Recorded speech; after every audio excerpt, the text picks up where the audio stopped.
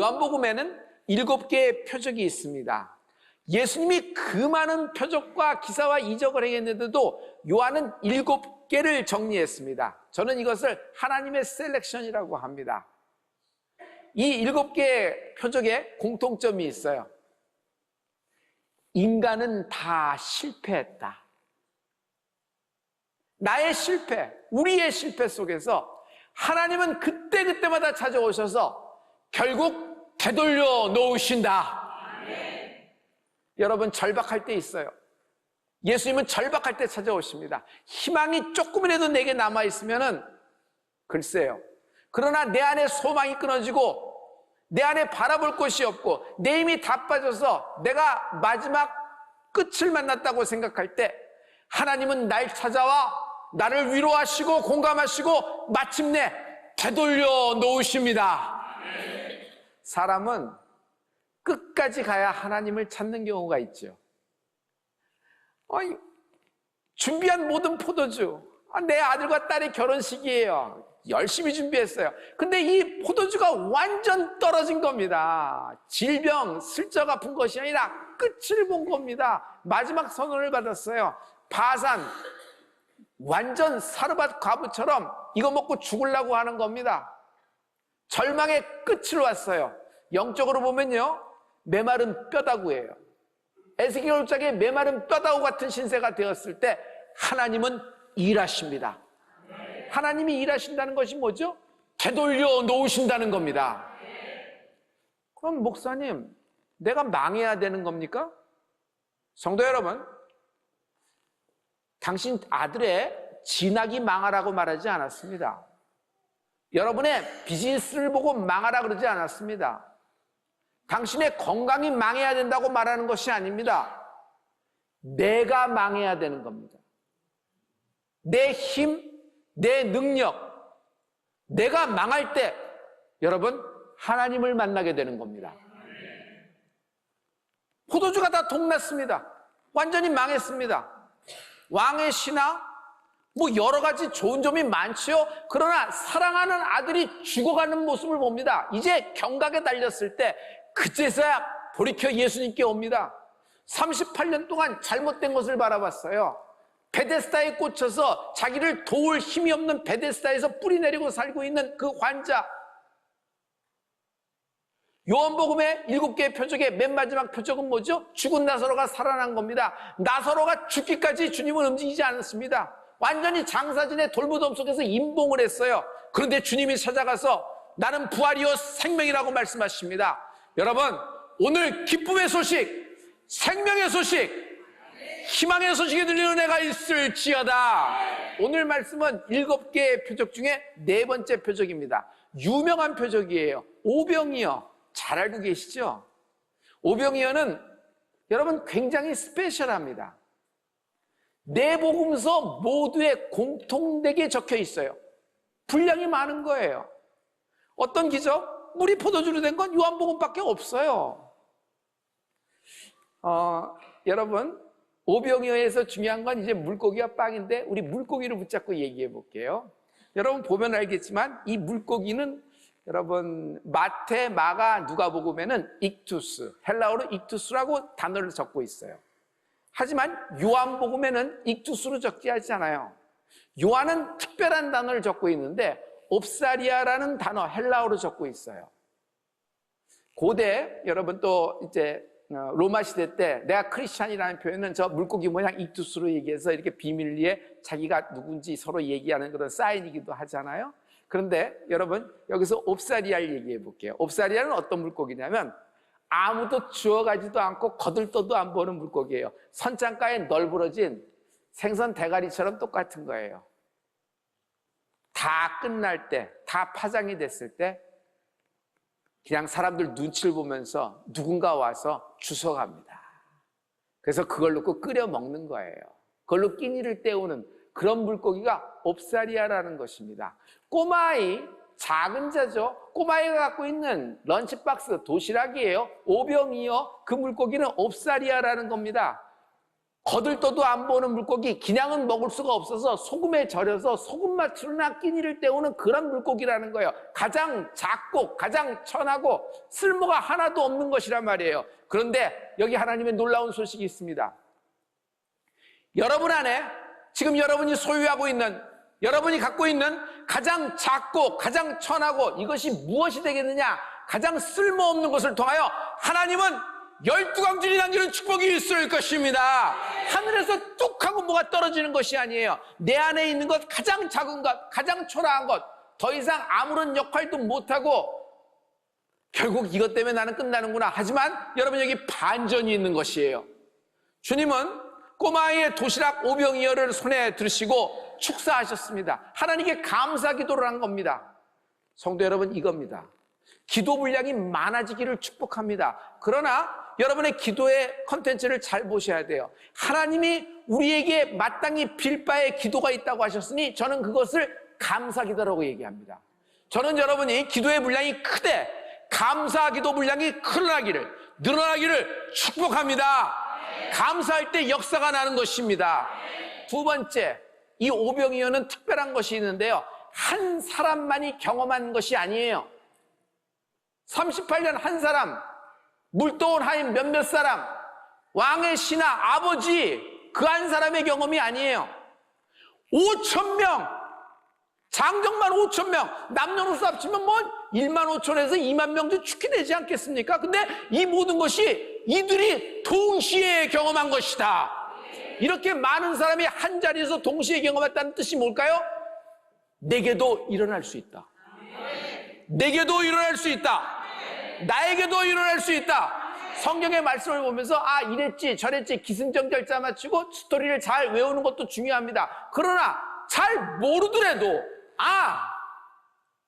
모세에게 일어난 일이 내게도 일어날 수 있다. 여호수아는 요단강에서 끝이라고 생각했어요. 여리고를 돌파할 수 없다고 생각했어요. 자기의 한계점에 다다른 거예요. 그러나 여러분 그 끝에서 하나님이 일하십니다. 내게도 일어날 수 있다. 이 5,000명은요 말씀에 매료됐어요. 시간 가는 줄 모르고 예수님의 말씀을 그냥 뚫어져라 보고 있는 겁니다. 그 산에서. 그런데 예수님이 말씀을 하시다가 계속 하시다가 어느 순간 말씀을 딱 스탑하십니다. 왜? 사람들이 모두 굶주린 것을 알았어요. 배고픔을 알았어요. 그리고 오병이어의 역사가 일어났어요. 포인트는 이겁니다. 사람들의 요구가 없었다. 그들은 오직 말씀에 집중하고 있었지만 요구하지도 않았어요. 또 요구한다고 이것이 되겠느냐? 불가능한 일이었기 때문에. 그러나 예수님은 먼저 그들의 배고픔, 그들의 굶주림을 공감하시고 오병이어를 통하여 하나님의 기적을 역사하시는 것입니다. 여러분에게도 일어날 수 있습니다. 기쁨의 소식, 소망의 소식이 들리는 은혜가 있을지어다. 그러나 오늘의 메시지의 핵심은 이것뿐만이 아닙니다. 오늘의 메시지의 핵심은 오병이어 이전과 오병이어 이후에가 달라져야 된다는 얘기예요. 자, 오병이어가 일어난 그 다음 날로 넘어갑니다. 5,000명, 남녀노소 합치면 어마어마한 무리들이 전부 다 오병이어의 기저의 현장에 온 겁니다. 한두 명 온 것이 아니에요. 그리고 예수를 찾으려고 하는데 예수님이 안 계시는 겁니다. 어디 가셨지?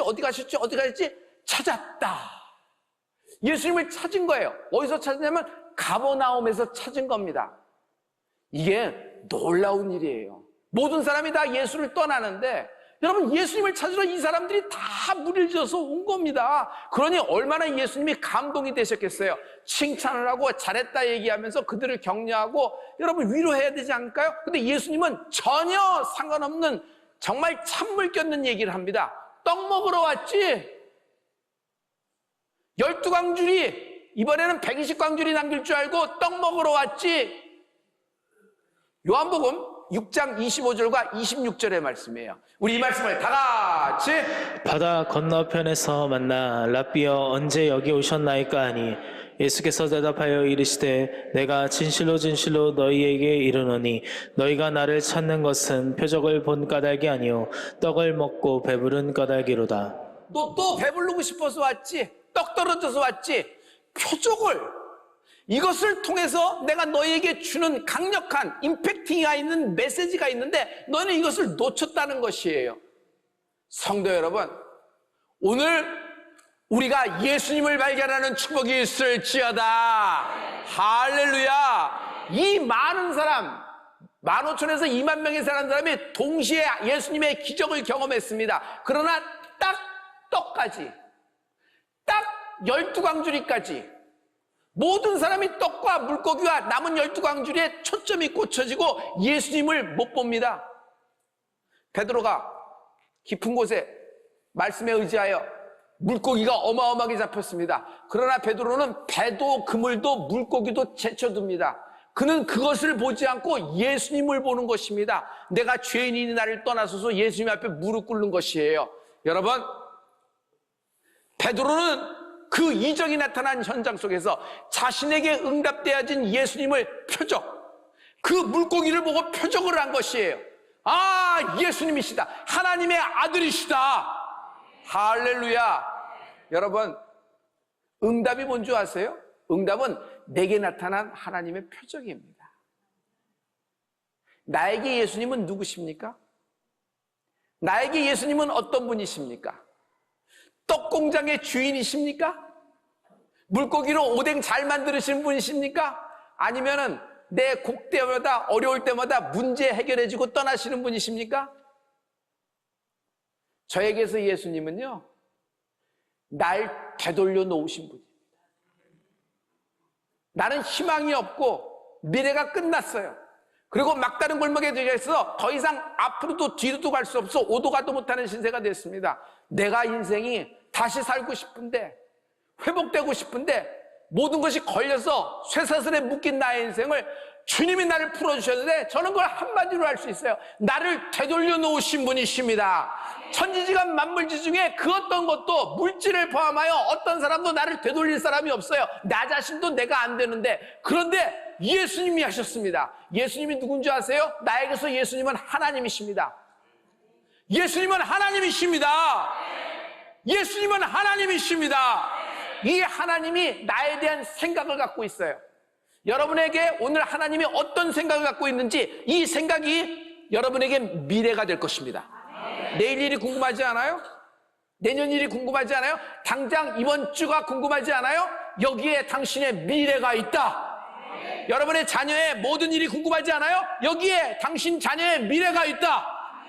예레미야 29장 11절의 말씀입니다. 이번에 크게 다 같이 여호와의 말씀이니라. 너희를 향한 나의 생각을 내가 아나니 평안이요 재앙이 아니니라. 너희에게 미래의 희망을 주는 것이니라. 이 말이 뭘까요? 하나님이 내게 주시는, 나를 되돌려 놓으신다 그랬어요. 어떻게 나를 되돌려 놓으실까? 이 말이 무슨 뜻일까? 하나님은 더 정확히, 여러분 이사야서 41장 10절부터 12절까지 그 말씀을 하고 계세요. 다 같이 두려워하지 말라. 내가 너와 함께함이라. 놀라지 말라. 나는 내 하나님이 됨이라. 내가 너를 굳세게 하리라. 참으로 너를 도와주리라. 참으로 나의 의로운 오른손으로 너를 붙들리라. 보라, 내게 노하던 자들이 수치와 욕을 당할 것이요 너와 다투는 자들이 아무것도 아닌 것 같이 될 것이며 멸망할 것이라. 내가 찾아도 너와 싸우던 자들을 만나지 못할 것이요 너를 치는 자들은 아무것도 아닌 것 같고 허무한 것 같이 되리니. 너의 걸림돌, 너의 모든 풀 수 없는 골략 같은 존재, 너를 애워싸는 모든 원수들이 아무것도 아닌 것 같이 된다. 아무것도 아닌 것 같이 된다. 바람에 나는 겨와 같을 거예요. 그러나 나는 하나님이 붙잡아 주십니다. 여러분, 이건 강력한 하나님의 생각이고 우리에게 미래를 주시는 소망의 말씀이에요. 여러분, 이 문제에 걸려서 내가 죽을 것 같죠? 아무것도 아닌 것 같이 될 것이다. 모세에게 홍해가 아무것도 아닌 것 같이 된 거예요. 여리고성, 요단강이 아무것도 아닌 것 같이 된 거예요. 뒤쫓아오는 원수 아멜렉이 손을 들어 기도하는 순간 아무것도 아닌 것 같이 된 거예요. 이 과부가 아무것도 없어요. 먹을 것이 없어요. 완전 가난해서 죽어야 되는 겁니다. 아무것도 없으니까. 그런데 그 모든 일상을, 그 모든 생활을 돌려놓으시는데 아무것도 아닌 것 같이 된다. 모든 사람에게 골리앗이 다 무서운 존재였어요. 근데 다윗에겐 아무것도 아닌 것 같이 된다. 여러분 크게 선포해 보세요. 아무것도 아닌 것 같이 된다. 시작. 제가 무슨 말을 선창하던 여러분이 한번 받아주실래요? 아무것도 아닌 것 같이 된다. 어떤 분은 더블 포션이에요. 두 손을 잡고 하도 너무 좋을 것 같아요. 내 문제가, 내 질병이, 내 불안과 두려움이, 내 마이너스 그리고 골치 한번 망하게 된 내 모든 상황과 환경과 사업이 여러분, 암이라는 진단을 받아봐요. 하늘이 무너지는 것 같습니다. 제가 제 아버지의 간증을 들었을 때 아는 것은 그런 진단을 받으면요, 하늘이 노란 게 아니에요. 하늘이 노란 건 초기 증상이라고 그랬어요. 하늘이 까매지더래요. 40대 초반에. 그런데 그 암이라는 진단이, 그 진단서가 아무것도 아닌 것 같이 됐어요. 당신은 끝났습니다. 파산했습니다. 당신은 이 계약 때문에 당신은 죽게 되었습니다. 이행 못하죠? 어떡하겠어요? 아무것도 아닌 것 같이 된다. 우울이에요. 불안이에요. 처방약까지 생겨났어요. 점점 약은 평생 먹어야 되는가? 그런데 이 모든 것이 아무것도 아닌 것 같이 된다. 여러분, 하나님이 우리에게 미래를 선물하고 계신 것입니다. 아무것도 아닌 것 같이 된다. 가난합니다. 암이래요. 실패했어요. 배신당합니다. 여러분, 모르는 사람에게 배신당한다고 그렇게 아프진 않아요. 그런데 가장 사랑하고 가장 철석같이 믿어서 다 내줬던 사람에게 배신당하면요, 이거는 그 액수, 그 분량, 그 케이스만이 배신당한 것이 아니라 인생 전체가 부정당한 것 같고 자기가 일어나지를 못할 정도가 됩니다. 이미 죽을 목숨, 이미 이전에 죽어야 될 목숨이 있어요. 그러나 예수님은 이 모든 것에도 불구하고 나를 살려놓으셨어요. 되돌리셨어요. 인생을 다시 선물해 주셨어요. 그래서 나에게 만난 하나님은, 내가 만난 하나님은 세컨 찬스의 하나님이에요.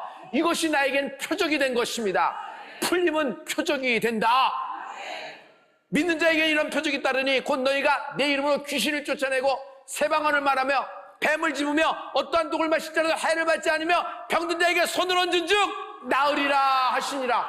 여러분 크게 선포하세요. 병든 자에게 손을 얹은 즉 나으리라 하시나. 여러분 낫게 될 것입니다.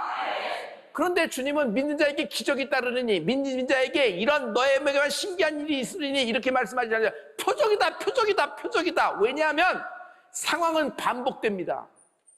상황은 계속 반복이 됩니다. 입양에서 끝나는 것이 아니고 이렇게 되고 계속 오는 거예요. 밀려오는 거예요. 인생을 사는 동안에. 그런데 여러분, 표적 이유가 중요해요.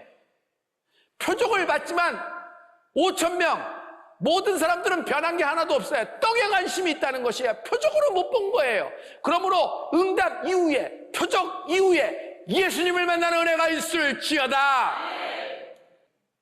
떡을 먹든지 병이 낫든지 문제 해결을 받든지 억울하면서 신혼이 되었든지 모든 사건 하나하나가 그 자체 사건 하나하나가 아니라 모든 응답은 하나님의 표적이라는 것이에요. 이런 식으로 얘기하면 일상이 표적이 되는 겁니다. 지금 내가 이 공기를 마시고 있는 것, 지금 내가 건강하게 성전에 나와서 하치 예배할 수 있는 것, 지금 내가 오늘 사랑하는 사람하고 식사하고 커피할 수 있는 것, 지금 내가 하나님께 예배하며 복음을 듣는 것, 이 모든 것이 표적이에요. 할렐루야! 할렐루야! 예수님께 돌아오는 축복이 있을지어다. 삶의 변화가 시작되는 은혜가 있을지어다. 여러분, 현재적인 것에 영원한 것이 있어요.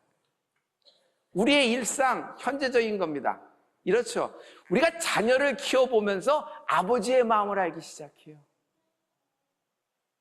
그리고 또 이렇게 생활을 하면서 인내하는 부분이 있어요.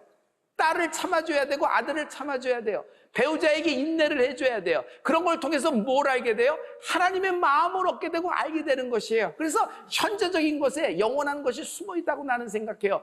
작고 소소한 것입니다. 이 작고 소소한 것에 영원한 것이 있어요. 그러므로 성도 여러분, 어떤 때는 내가 손해보기도 합니다. 또 질병에 걸릴 때도 있고, 또 사랑하는 사람하고 어쩔 수 없이 이별하게 될 때도 있었어요. 또 사업이 또 곤두박질 칠 때도 있습니다. 그러나 이 일이 왜 생겼는지 이걸 다 몰라요. 그 모른다고 해서, 원인을 모른다고 해서 하나님께 불만과 원망을 뿜어낸다 그러면 인생을 그냥 허비하는 겁니다. 인생을 그냥 놔버리는 거예요. 흘러가는 대로 내버려두는 거예요. 여러분, 인생은 내 마음대로 내어버리는 게 인생 아닙니다. 인생은요, 하나님의 뜻에 끌려가는 축복이 있을지어다. 하나님은 여러분을 인도해주고 계십니다. 할렐루야, 할렐루야. 이 모든 일이 내게는 꼭 일어나야 될 일이었음을 알고 하나님께 감사하는 여러분 되기를 축복합니다.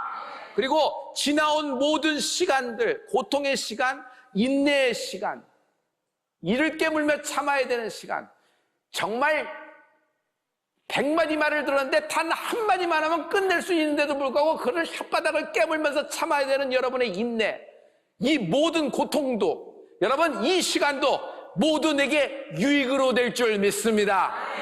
코로나 기간 동안에 우리에게 많은 일이 일어났습니다. 그러나 저는 그 시간이 꼭 나빴다고만 얘기하지 않습니다. 저에겐 유익한 시간이 더 많았습니다. 모든 것에, 모든 상황과 일상에 나를 편애하시는 하나님의 사랑을 깨닫게 된 것이에요. 저는요, 하나님 아니었으면 진작 이 세상 사람이 아니었어요. 살기는 살았겠죠. 그러나 헛개비 같은 인생이에요. 그냥 뭐 존재도 없고 그냥 뭐라 그럴까, 그냥 그러니 여러분이 제가 무슨 얘기하는지 잘 아실 거예요. 무의미한 인생을 살 뻔했어요. 그래서 나는 지금 살아있는 것 자체가 표적인 것입니다. 여러분, 예수님의 승천을 몇 명이 봤을까요? 직접 자기 눈으로 현장에서, 유튜브로 중계반이 아니고 현장에서 있던 사람, 여러분 약 500명 정도라고 생각합니다. 그런데 500명 승천 이후에 다 어디로 갔어요? 120명만 마가다락방 들어갔습니다. 똑같은 말씀을 듣고도. 왜냐하면 그들은 승천을 주님이 떠오르시네? 공중부양하시나? 올라가셔서 이렇게 신기하네? 이러고 봤어요. 이런 일도 있구나 하고 집에 가서 끝났어요. 그러나 120명은 뭐예요? 예수님의 승천을 보면서 승천을 표적으로 본 거예요. 주님이 승천하셨다. 내가 주님이 승천하셨듯이 주님이 날 찾아 다시 오실 것이다. 할렐루야. 점점 주 예수의 재림에 대한 메시지가 흐릿해가는 이때, 여러분 우리 서울대 지순복음교회 온라인 교회는 여러분 깨어있기를 축복합니다. 예수님이 구름 타고 내 이름 부르시면서 다시 오실 것입니다. 할렐루야, 할렐루야. 승천이 표적이 된 사람들은 바뀌어버립니다. 여러분, 성령세례를 귀하게 여깁니다. 그러나 성령세례 이유를 얘기해보죠. 성령세례 이후에 여러분 자기 삶의 변화가 필요합니다. 성령세례 받은 것은 나도 좀 이렇게 훈장 하나 달았다, 영적인 이력서에 한 줄 들어갔다, 나도 그거 경험했어. 처음엔 누구나 그렇게 뜨거워. 시간이 지나면 또 알게 돼. 이런 게 아니에요. 살아계신 하나님을 만난 거예요. 살아계신 하나님을 만나면 이전의 삶으로 돌아갈 수가 없어요. 예수님께 미치는 거예요. 미치는 거예요. 나에게 미래를 주고 나의 모든 인생의 끝을 알고 나를 붙잡아 주시고 나를 책임지시는 하나님, 그분 예수님을 위해 사는 은혜가 있을지어다. 오늘 성령님을 의지하여 삶의 모든 것이 바뀌는, 예수님께로 바뀌어지는 여러분 인생이 되길 예수 이름으로 축원합니다. 무엇을 위해 사세요? 누구를 바라보고 사세요? 마지막엔 다 허무한 거예요. 여러분이 이렇게 가졌고 이렇게 가졌고 이렇게 가졌더라도 여러분 이름으로 많은 것을 나열했어도 empty, 공허, 아무것도 아니에요. 그냥 거기서 끝나는 겁니다. 그런데 여기에 미래가 있는 거예요. 여기에 내일이 있고 여기에 소망이 있는 거예요. 예수 믿는 자의 기쁨이 여기 있는 것이에요. 예수님은 우리에게 부활을 약속하신 것입니다. 여러분, 예수님이 나와 함께하고 계십니다. 눈앞에 있는 모든 것, 내가 나서 예수의 명하느니 아무것도 아닌 것 같이 되리라.